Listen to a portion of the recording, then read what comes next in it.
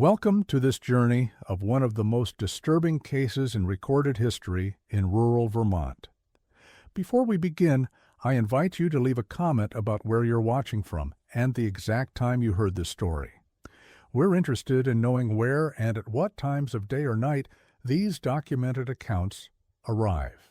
The autumn of 1953 brought an unusual stillness to the hills surrounding Millfield, Vermont. A small farming community of fewer than 800 souls, Millfield had always been the kind of place where secrets lived quietly behind drawn curtains, and where certain families carried the weight of unspoken rules across generations. Among these families, none were more respected or more quietly feared than the Whitmore family, who had owned the same sprawling Victorian mansion on Sycamore Ridge since 1847. The Whitmore estate sat like a watchful sentinel overlooking the valley, its 3 stories of weathered clapboard and Gothic Revival details casting long shadows across the surrounding farmland. County records show that the house had been built by Cornelius Whitmore, a prosperous timber merchant who had made his fortune during Vermont's logging boom. What made the house particularly notable wasn't its size or architectural features, but rather a peculiar family tradition that had been maintained without exception for over a century. In the home's second-floor hallway, between the master bedroom and what had once been a nursery, stood a door painted in deep burgundy. Unlike every other door in the house, this one bore no brass nameplate, no glass panels, and most importantly, no doorknob. Where the hardware should have been, only smooth wood remained, as if the door had been sealed permanently shut. Above the doorframe, carved into the wood in elegant script, were the words that had become the Whitmore family motto: "What sleeps should never wake." Cordelia Whitmore, the family matriarch in 1953, was a woman of 73 who carried herself with the rigid posture of someone accustomed to absolute authority. Born in the house in 1880, she had spent her entire life walking past that sealed door multiple times each day, never once questioning its purpose. Her grandfather had told her father, and her father had told her, the door was never to be opened, never to be disturbed, never to be discussed with outsiders. It was, simply put, the one unbreakable rule of living in the Whitmore house. The tradition might have continued indefinitely if not for the arrival of Dr. Lysander Morse, a psychiatrist from Boston who had purchased the abandoned Henley farm adjacent to the Whitmore property. Dr. Morse had come to Vermont seeking a quiet place to write a book about rural family dynamics and inherited trauma. He was particularly interested in how isolated families developed and maintained what he termed protective mythology, stories and traditions designed to guard against unnamed threats. From his study window, Dr. Morse could see the Whitmore house clearly, and he became fascinated by the family's routines. Each morning at precisely 8 o'clock, Cordelia would emerge from the front door to collect the milk bottles. She would pause, look up at one particular second-floor window, nod once, and then return inside. This ritual never varied, not even when snow made the front steps treacherous or when summer heat made the morning air oppressive. Dr. Morse's first interaction with Cordelia came in October 1953, when he encountered her at Brennan's General Store in town. She was purchasing her usual supplies: flour, sugar, preserves, and notably enough food for 4 people, despite living alone. When Dr. Morse introduced himself and mentioned his research interests, Cordelia's response was polite but final. "Some things are better left unstudied, Doctor. Not every family story needs to be told." What Dr. Chiwe Morse didn't know at the time was that Cordelia hadn't always lived alone in the house. According to town records, she had shared the family home with her younger brother Ambrose until his sudden departure in 1949. Ambrose had been 45 at the time, a quiet man who had never married and had worked as the house's groundskeeper and handyman. His departure had been so abrupt that he had left behind all his possessions, including a substantial inheritance from their parents' estate. The circumstances of Ambrose's leaving were known only to a few people in town, and those who did know spoke of it reluctantly. Mrs. Isadora Fenwick, who had served as the Whitmore family's housekeeper for 30 years, was one of the few willing to discuss the matter, though only in the most general terms. According to a statement she gave to the town clerk in 1950, ostensibly for insurance purposes, Ambrose had become increasingly troubled in the months before his departure, spending long hours standing in the second-floor hallway and appearing to listen to something no one else could hear. Mrs. Fenwick's statement, preserved in the municipal archives, provides the only official account of the events leading to Ambrose's disappearance. Mr. Ambrose began to show signs of distress in early 1949. He would stand for hours outside the sealed room upstairs, sometimes pressing his ear to the door. When questioned about this behavior, he would only say that something had changed, and that the family's long-held tradition might no longer be sufficient to maintain order in the house. Miss Cordelia became increasingly concerned about her brother's state of mind, particularly after she found him one morning attempting to pry loose the wooden panels that covered the door's hardware. The statement continues with a detail that Dr. Morse would find particularly significant. On the morning of March 15, 1949, Mr. Ambrose informed his sister that he could no longer live in the house. He packed a single bag and departed on foot, walking toward the train station. When asked where he intended to go, he replied only that distance might provide what walls cannot.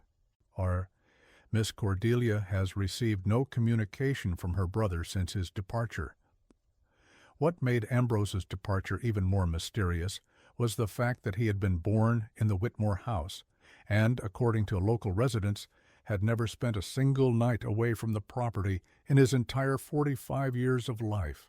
The idea that such a deeply rooted individual would suddenly abandon everything he had ever known suggested either a complete psychological break or knowledge of something that made staying impossible. Dr. Morse's research into the Whitmore family history revealed a pattern that stretched back to the house's original construction. Every generation had produced at least one family member who, upon reaching middle age, would either disappear entirely or die under circumstances that the family described as sudden illness, but which local medical records rarely supported with specific diagnoses. More intriguingly, these departures or deaths almost always coincided with periods when family members began showing unusual interest in the sealed second-floor room. Town records from 1878 mention the death of Cornelius Whitmore's eldest son, Barnaby, who was found dead in his bed at age 42 with no apparent cause. The attending physician, Dr. Jeremiah Walsh, noted in his report that the deceased showed signs of extreme exhaustion, as if he had not slept for weeks, and that his fingernails were torn and bloodied, suggesting he had been clawing at something repeatedly. More disturbing was the doctor's observation that Barnaby's room was directly adjacent to the sealed door, and that the door's wooden surface showed fresh scratches at approximately hand height. In 1901, Cornelius's daughter, Seraphina, vanished during a blizzard, despite having no apparent reason to leave the house. Her body was never found, but her bedroom showed signs of a struggle, with furniture overturned and deep scratches in the wooden floor leading from her bed to the hallway outside the sealed room. The family explained her disappearance as a tragic accident, claiming she had become disoriented during the storm and wandered into the woods. However, the scratches in the floor suggested she had been trying to resist being dragged rather than walking of her own volition. The pattern continued with each generation, always involving family members who lived in rooms adjacent to or near the sealed door. What remained consistent was the family's absolute refusal to discuss these incidents with outsiders, and their unwavering commitment to maintaining the sealed room exactly as it had been left by the house's original builder. Dr. Morse's interest in the family intensified in November 1953, when he observed something that contradicted Cordelia's claim of living alone. While conducting his evening research from his study window, he noticed lights moving through the second floor of the Whitmore house in a pattern that suggested multiple occupants. More specifically, he saw shadows passing by the window adjacent to where he calculated the sealed room would be located.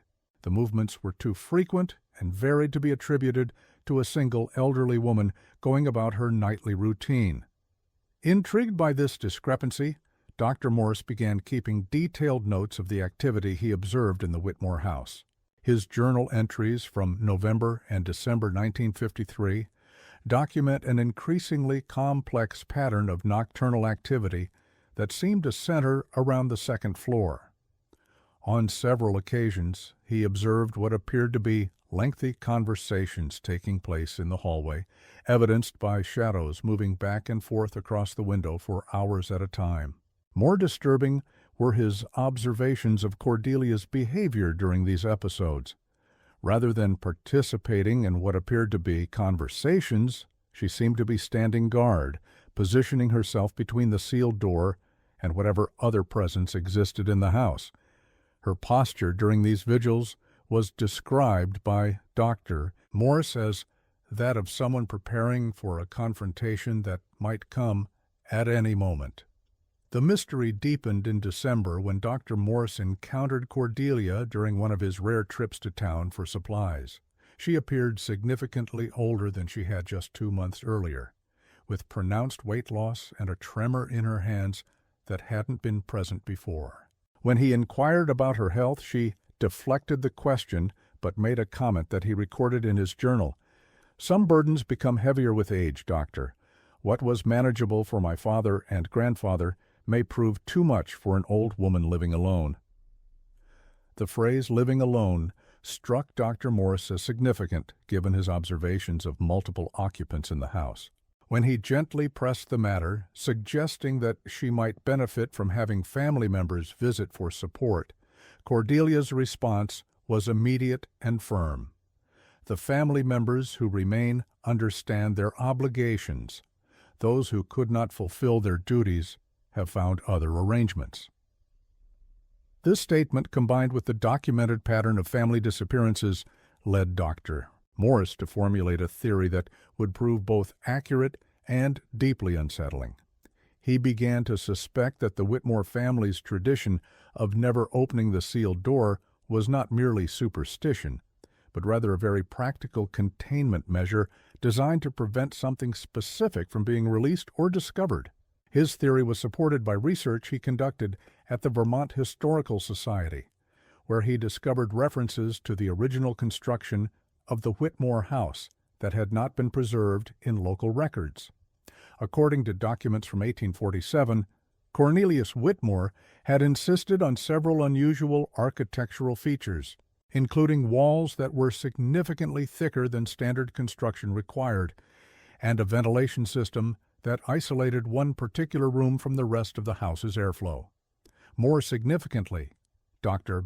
Morse found correspondence between Cornelius Whitmore and a Boston architect in which Whitmore specified that one room must be built in such a way that what is placed within can neither escape nor be accidentally discovered by future generations. The architect's response, preserved in the Historical Society's files, expressed concern about the ethics of constructing what he termed a permanent prison within a family home. Cornelius Whitmore's final letter to the architect, dated October 1847, contained language that Dr. Morse found deeply troubling.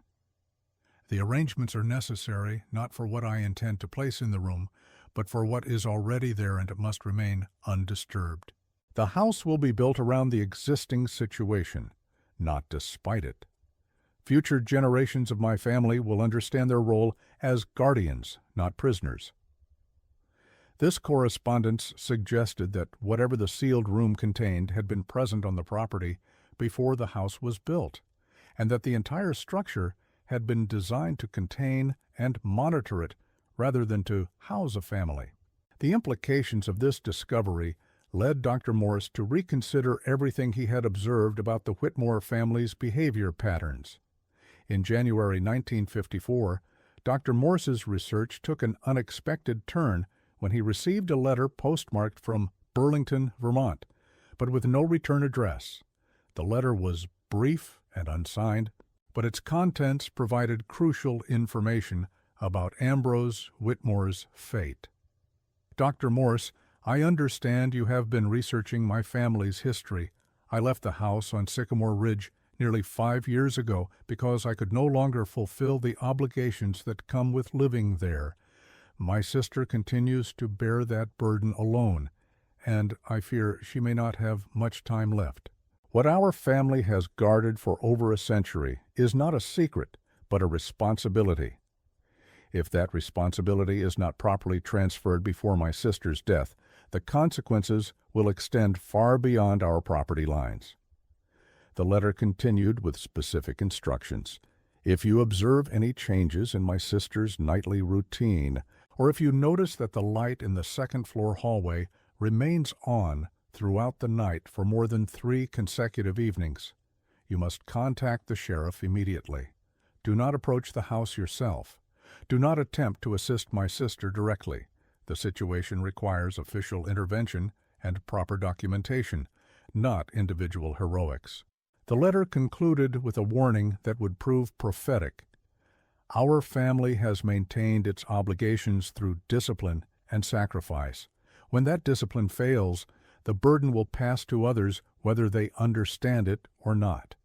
I pray that day never comes, but I fear it approaches more rapidly than any of us anticipated. Dr. Morse's attempts to trace the letter's origin were unsuccessful, but he began paying closer attention to the specific signs mentioned in the correspondence. Throughout January and February, Cordelia's routine remained consistent, with the hallway light going on at sunset and being extinguished by 10 o'clock each evening. However, in March 1954, exactly 5 years after Ambrose's departure, the pattern began to change. The first deviation occurred on March 15, 1954, when the hallway light remained on until nearly midnight. Dr. Morse noted this in his journal, but assumed it might be related to some mundane domestic activity. However, when the same extended lighting pattern continued for the next 2 nights, he began to suspect that something significant was occurring in the house. On March 18th, the light in the hallway remained on throughout the entire night, and Dr. Morse observed shadows moving continuously past the window until dawn. More concerning was the fact that he could see Cordelia's silhouette in the window for hours at a time, standing perfectly still in what appeared to be the exact position where the sealed door would be located. Following the instructions in the anonymous letter, Dr. Morse contacted Sheriff Ernest Thorne on the morning of March 19th. Sheriff Thorne was initially skeptical of Dr. Morse's concerns, noting that the Whitmore family had always been private, but had never caused any trouble for local law enforcement. However, when Dr. Morse mentioned the specific pattern of lighting changes that had been described in the letter, the sheriff's attitude became more serious. "The person who wrote you that letter understands things about that family that most folks in town prefer not to discuss," Sheriff Thorne explained. "There have been incidents over the years, situations that got handled quietly to avoid panic. If someone who knows the family history says we need to pay attention, then we pay attention." Sheriff Thorne's response suggested that local authorities had been aware of unusual circumstances surrounding the Whitmore family for some time, but had developed an informal policy of non-interference as long as no immediate threat to the public could be demonstrated. The lighting pattern that Dr. Morse had observed, however, apparently indicated that this policy might no longer be adequate. The sheriff agreed to conduct a welfare check at the Whitmore house, but insisted that Dr. Morse accompany him as a witness. "If we're going to document whatever's happening up there," as he explained, "I want someone present who understands the difference between fact and speculation. Your medical background makes you more reliable than most of the locals who have been hearing stories about that family since they were children. The welfare check was scheduled for the afternoon of March 20th, 1954.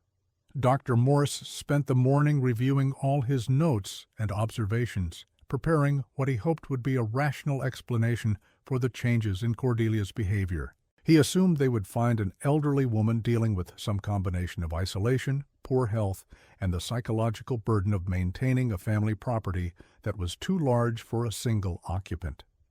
What they discovered instead would challenge every assumption Dr. Morse had made about the Whitmore family and the nature of their decades-long secret.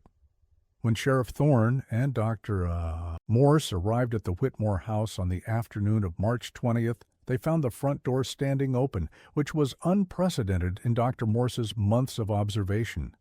More concerning was the complete absence of any response to their knocking and calling.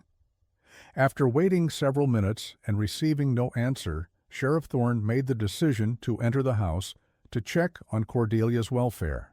The interior of the house showed no signs of struggle or disturbance.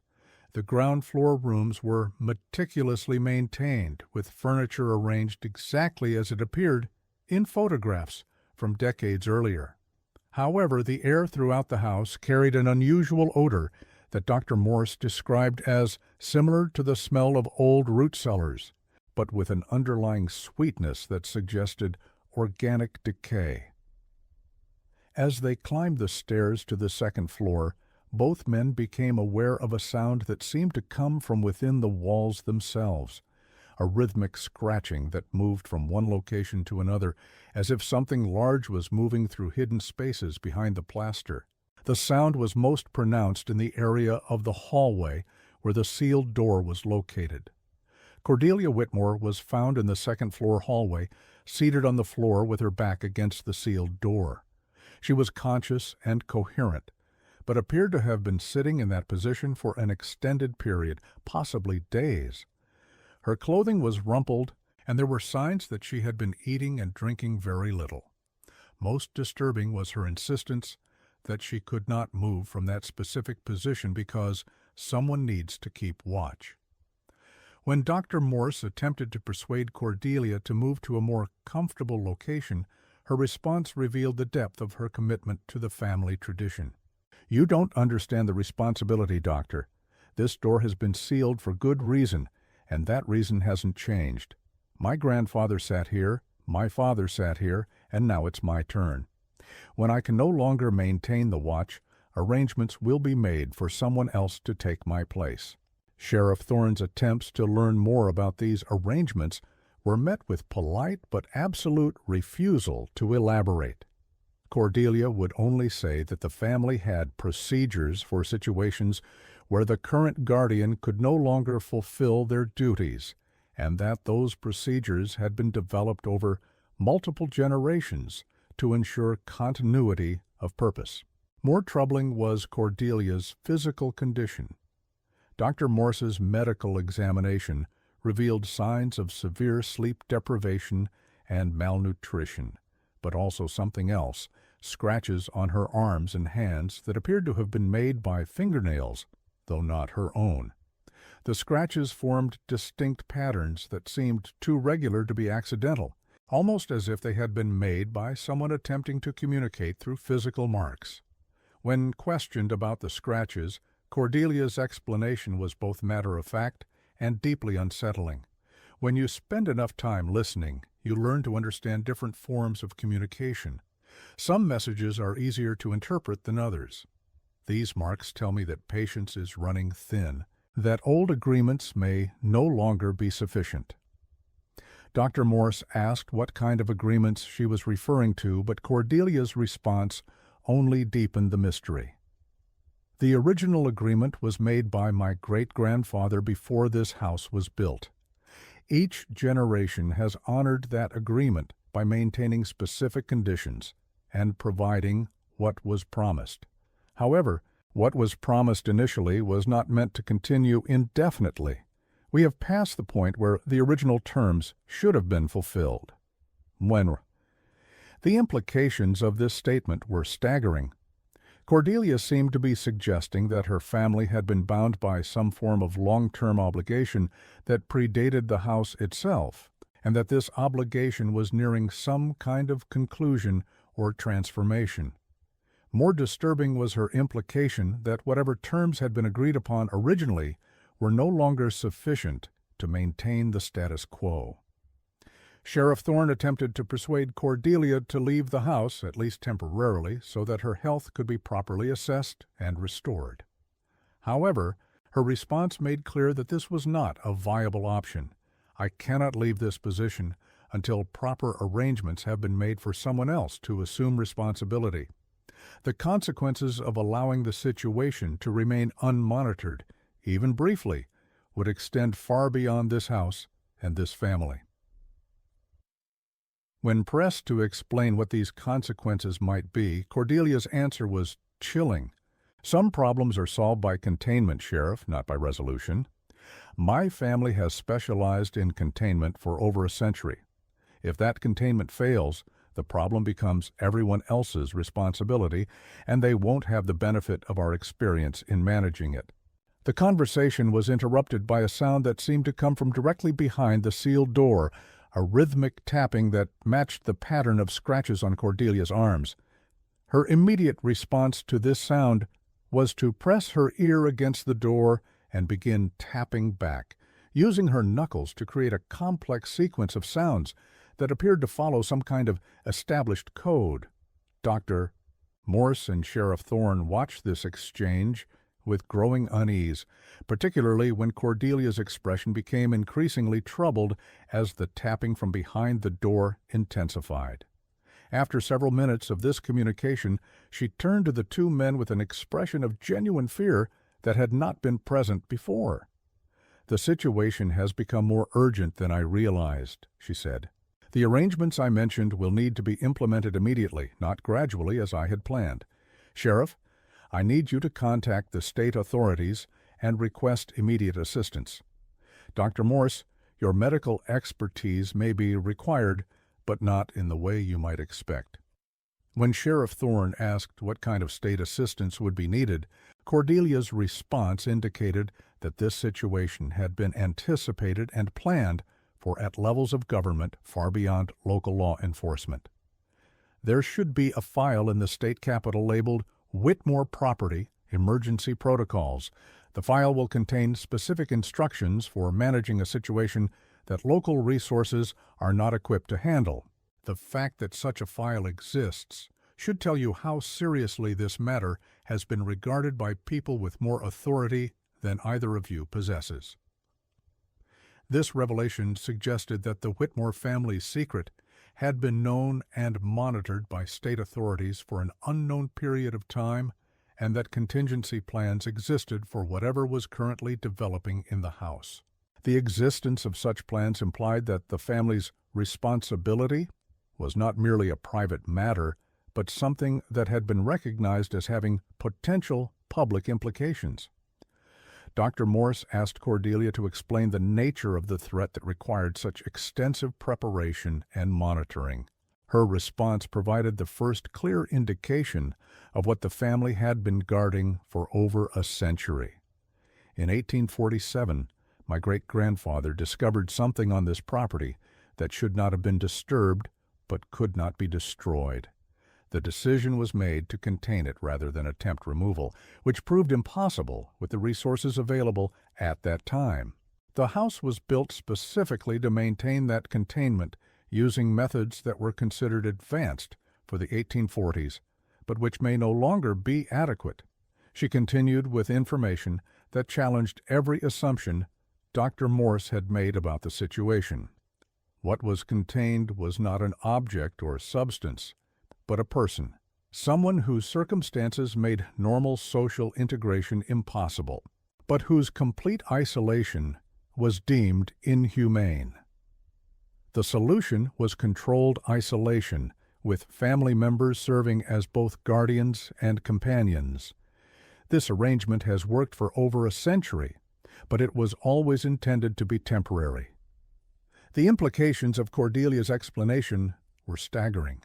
The Whitmore family had apparently been serving as wardens for another person who was considered too dangerous for normal society, but whose humanity precluded more extreme measures. This arrangement had continued for multiple generations, with family members dedicating their lives to maintaining what amounted to a private imprisonment. Dr. Morse's medical background led him to ask about the physical and mental condition of this imprisoned person after more than a century of isolation. Cordelia's response indicated that this was precisely why the situation had become critical. Prolonged isolation affects different people in different ways, Doctor. What was manageable in 1847 has become increasingly difficult to control as time has passed. The person we have been guarding has changed in ways that the original containment methods cannot accommodate. Sheriff Thorne's immediate concern was for public safety. If someone had been held in isolation for over a century and was now becoming uncontrollable, the potential threat to the surrounding community needed to be assessed immediately. However, Cordelia's explanation of why this situation required state-level intervention was even more disturbing than her previous revelations. The person behind that door is not dangerous in the way you might imagine, Sheriff. The danger comes from the knowledge they possess and their potential ability to share that knowledge with others. What they know about certain historical events and certain people could cause considerable disruption if it became public information. This is why state authorities have maintained their interest in our family's situation for so many years. This statement suggested that the imprisoned person had knowledge of some historical secret that was considered important enough to justify a century of private imprisonment and ongoing government monitoring. The nature of this knowledge and why it remained sensitive after so much time was not explained. But the involvement of state authorities indicated that it was considered a matter of significant public interest. Dr. Morse began to understand why Ambrose Whitmore had found the family burden too difficult to bear.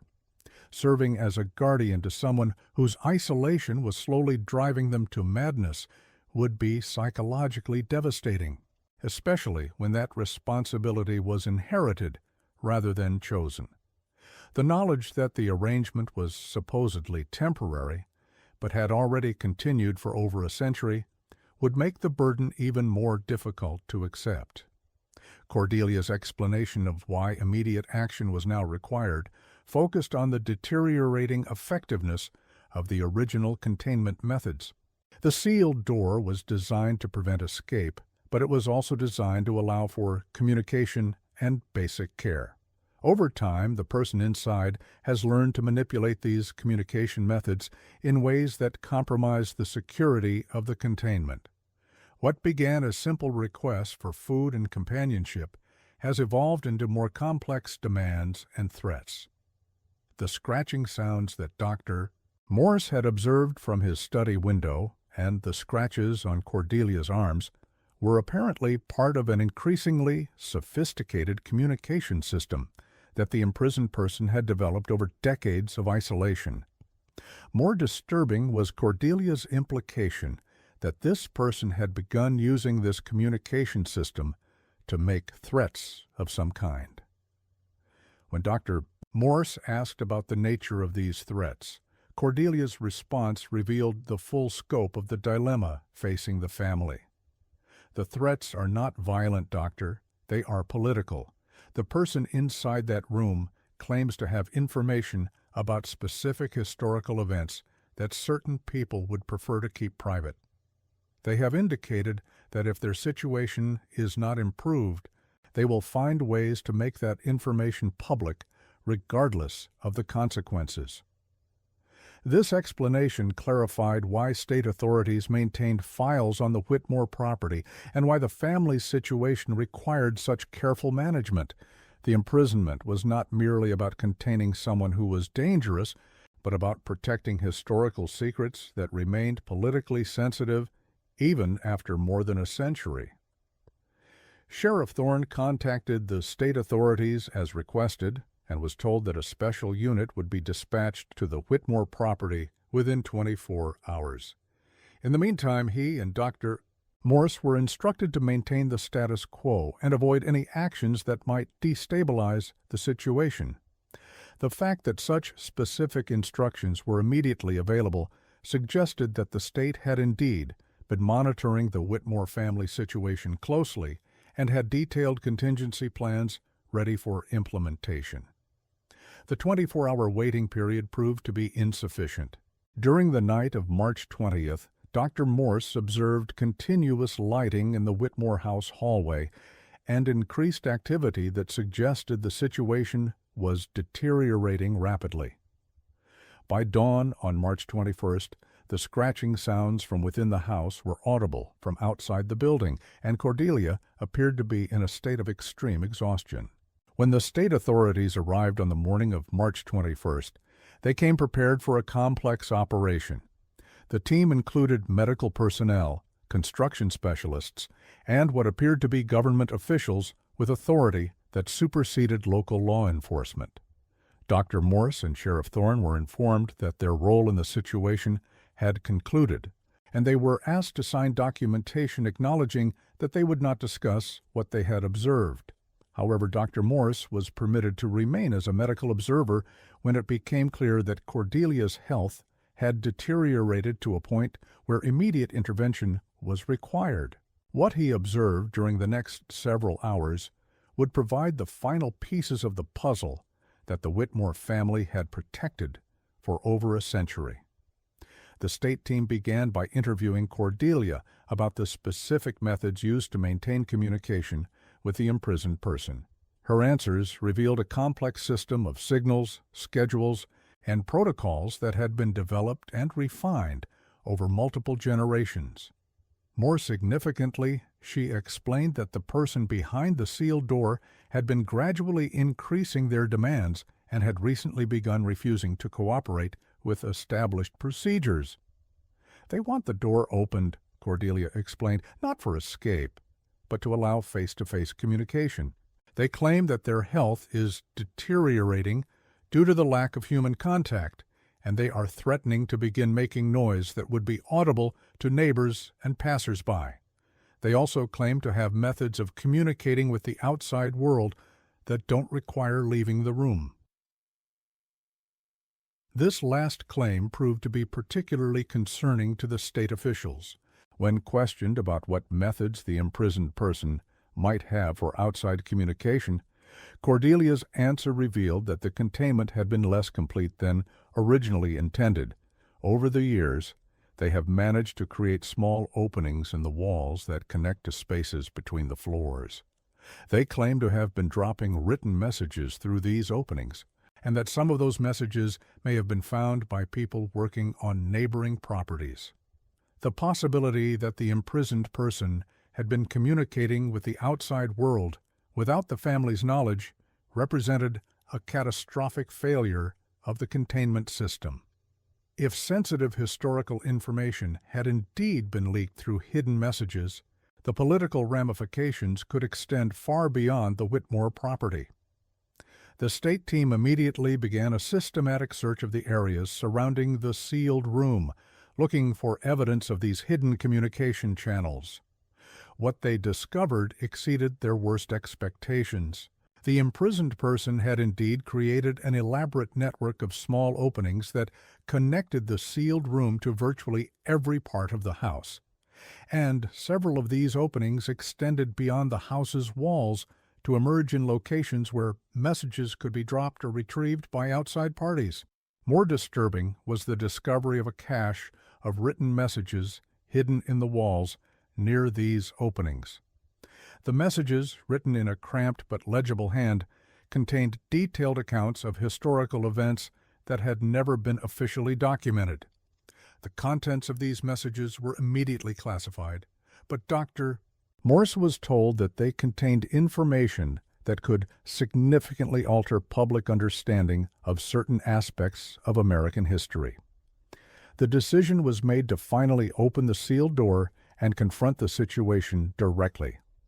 Dr. Morse was permitted to observe this process due to his medical training, as it was unclear what condition the imprisoned person might be in after more than a century of isolation. The state team prepared for various scenarios, including the possibility that the person might no longer be mentally competent or might have died, and been concealed by the family to avoid the complications that would arise from such a discovery. When the sealed door was finally opened on the afternoon of March 21, 1954, what they found defied every expectation. The room was larger than the house's exterior dimensions suggested possible, extending into space that should have been occupied by neighboring rooms. The walls were covered with what appeared to be decades' worth of writing, historical accounts, personal observations, and detailed maps of the local area that showed features and buildings that no longer existed. More remarkably, the room's occupant was alive, conscious, and in remarkably good physical condition, despite having spent over a century in isolation. This person, whose gender, age, and identity remained classified in government documents, had clearly used their isolation productively, creating what amounted to a comprehensive historical archive that covered events from the 1840s through the 1950s. The person's first words upon seeing other human beings for the first time in decades were reportedly, "I assume the political situation has finally reached a point where my information is needed. I have been preparing for this day for quite some time." Dr. Morse's medical examination revealed that the person showed no signs of malnutrition, disease, or psychological instability despite their extraordinary circumstances. They were articulate, well-informed about current events through their communication network, and apparently possessed detailed knowledge about political and historical matters that had been thought lost to time. The interview process that followed was conducted entirely by state officials, and Dr. Morse was not permitted to participate or observe. However, he was told that the person's information proved to be both accurate and politically sensitive to such a degree that immediate decisions had to be made about how to handle both the individual and their extensive documentation. The solution that was ultimately implemented involved relocating the person to a federal facility where their knowledge could be properly assessed and their information could be managed by people with appropriate security clearances. The Whitmore family's century-long burden was officially transferred to government authorities, ending their hereditary obligation, but also ending their control over how the situation would be managed. Cordelia Whitmore was relocated to a private care facility, where she could receive medical attention for the effects of her long vigil. She lived for another 12 years, but never spoke publicly about her family's history or the events of March 1954. The Whitmore house was purchased by the state and converted into what appeared to be a historical research facility, though its actual purpose remained classified. Dr. Morse completed his book about rural family dynamics, but was required to remove all references to the Whitmore family and their traditions. His published work focused on more conventional examples of inherited trauma and family mythology. However, his private papers, donated to the Vermont Historical Society after his death in 1972, contain detailed accounts of his observations and experiences that provide the most complete available record of the Whitmore family case. The broader implications of what was discovered in the sealed room were never made public. Government documents related to the case remain classified, and the few researchers who have attempted to investigate the matter have been discouraged from pursuing their inquiries. What is known is that the historical information provided by the Whitmore family's former charge led to quiet revisions in several official historical accounts and influenced policy decisions that affected multiple government agencies. Perhaps most significantly, the case established new protocols for how the government handles situations involving long-term isolation and inherited family obligations. These protocols are believed to be still in use today, though their specific provisions remain classified. The Whitmore case apparently demonstrated that some historical secrets require active management across multiple generations, and that private family traditions can serve important public functions even when their original purpose becomes obsolete. The village of Millfield returned to its normal quiet routine after the events of March 1954, though some residents noted that the winters seemed particularly long that year and that spring arrived later than usual. The Whitmore house remained occupied by federal personnel for several years before being converted to its current use as a research facility. Visitors to the area are told that the facility studies agricultural history and rural development patterns, which is technically accurate, though not complete. Local residents who remember the Whitmore family describe them with a mixture of respect and unease that persists even decades after their departure. The family is remembered as having been reliable, responsible, and committed to maintaining certain standards that the community benefited from, even if they didn't fully understand what those standards involved. Dr. Morse's research notes contain one final observation about the case that provides insight into the family's psychology and the burden they carried for over a century. The Whitmore family understood that some problems cannot be solved, only managed. They accepted responsibility for management of a situation that predated their birth and would potentially outlive their deaths. This level of multi-generational commitment to an inherited obligation represents a form of sacrifice that most people could not sustain, but which they maintained without complaint or recognition for over 100 years. The case also raises questions about the nature of historical truth and the methods used to preserve or conceal information across time. The person found in the sealed room had apparently used their isolation to document events and maintain knowledge that would otherwise have been lost. Their enforced separation from society had preserved information that multiple governments considered important enough to justify extreme measures to protect. Modern analysis of the few available details suggests that the Whitmore family case represents an early example of what would now be called witness protection or information management, but implemented using 19th century methods and maintained through private family commitment rather than government resources. The transition from family-based to government-based management in 1954 reflects broader changes in how sensitive information is handled at the national level. The psychological impact on family members who inherited this responsibility deserves particular attention. Each generation of the Whitmore family produced individuals who dedicated their lives to maintaining the containment and care of another person with no opportunity for normal family life or personal development. The fact that this arrangement was maintained for over a century without significant failure speaks to the effectiveness of their methods, but also to the enormous personal sacrifice required from each family member. Ambrose Whitmore's decision to abandon his responsibilities in 1949 represents the only documented case of a family member refusing to continue the tradition.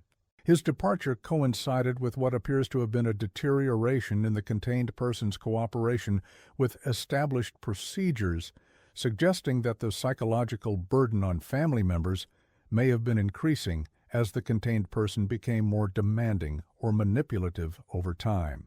The question of why Ambrose left while Cordelia remained is not fully answered by available documentation, but Dr. Morse's notes suggest that gender roles within the family may have created different expectations and obligations for male and female family members.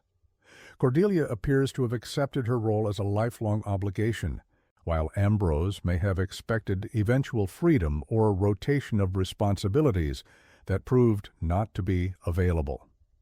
The state's immediate readiness to intervene in 1954 suggests that government authorities had been monitoring the family situation closely and had detected signs that private management was becoming inadequate. The speed with which specialized personnel and equipment were deployed indicates that detailed contingency plans had been developed well in advance of their implementation. What remains unclear is how the government first became aware of the Whitmore family situation and when official monitoring began. The existence of state files related to the case suggests that government involvement predated the immediate crisis of 1954, but the extent of that involvement and its original justification are not documented in available sources. The transition from private family management to government oversight in 1954 may have been part of broader changes in how sensitive information was handled during the early Cold War period. The federal government was rapidly expanding its capacity for managing classified materials and protecting information that was considered vital to national security. The Whitmore case may have represented an opportunity to bring a privately managed security situation under official control as part of this larger reorganization. The final question raised by the Whitmore family case concerns the nature of the information that was considered important enough to justify over a century of private imprisonment and ongoing government management.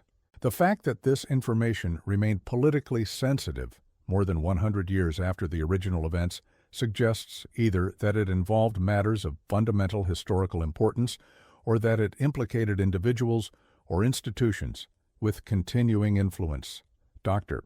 Morse's private speculation about the nature of this information focused on the possibility that the contained person had witnessed or participated in historical events that had been deliberately concealed or misrepresented in official accounts. The person's apparent familiarity with political developments and their confidence that their information would eventually be needed suggests that they understood the long-term significance of what they knew. The fact that government officials immediately classified the person's written materials and required secrecy agreements from all witnesses indicates that the information was indeed considered sensitive at the highest levels of government. The decision to relocate the person to a federal facility rather than simply releasing them suggests that their knowledge was still considered valuable or dangerous enough to require continued management. Today, the former Whitmore property continues to operate as a federal research facility, though its specific purpose remains classified. Local residents report that the facility is well maintained and that its personnel are professional and courteous, but that they provide no information about their work beyond general statements about historical research. The broader legacy of the Whitmore family case may be its demonstration that some forms of knowledge require active management across multiple generations, and that the methods for providing that management may need to evolve as circumstances change. The family's century-long commitment to their inherited responsibility represents a form of dedication that few modern institutions could match, but their methods were ultimately inadequate for managing a situation that required resources beyond what a private family could provide.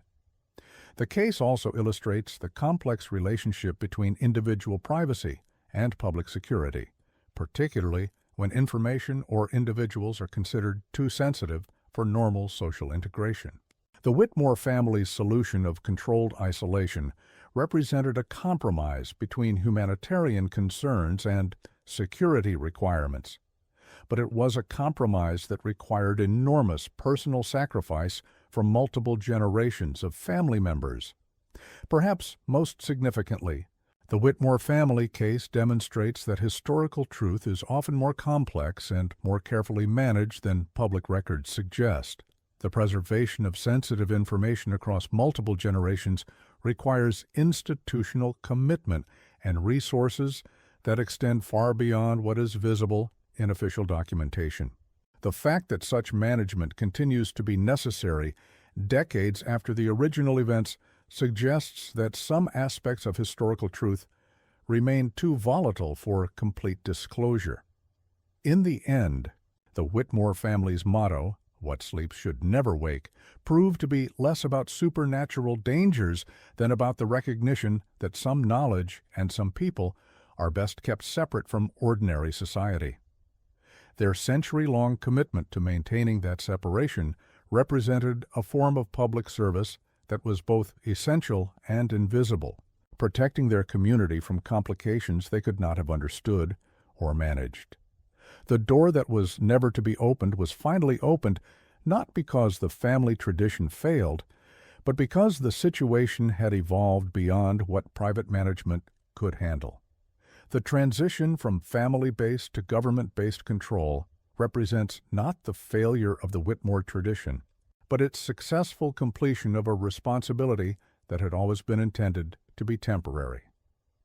Today, as federal personnel continue their work at the former Whitmore property, they carry forward the same basic obligation that the family maintained for over a century: the careful management of information and individuals who require separation from ordinary society for reasons that remain compelling even as the specific methods of management have evolved. The question of what other families might be maintaining similar obligations in other communities across the country remains unanswered, but the existence of federal protocols for managing such situations suggests that the Whitmore case was not unique.